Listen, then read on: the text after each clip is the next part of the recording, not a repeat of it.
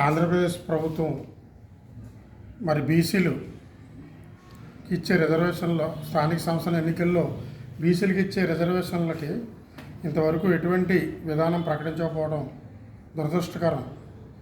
ముఖ్యంగా మరి తెలంగాణ రాష్ట్రంలో మరి ఆ ప్రభుత్వం 42% బీసీలకు ఇచ్చింది.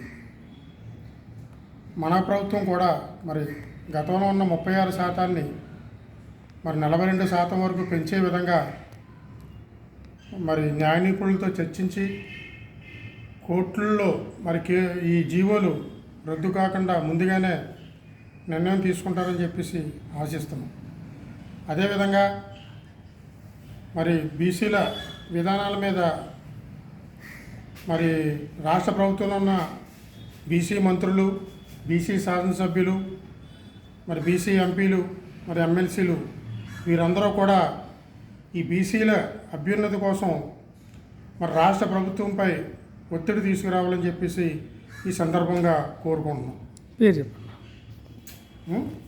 పేర్ల యనమదల రవి, రాష్ట్ర బీసీ సంఘం వర్కింగ్ ప్రెసిడెంట్.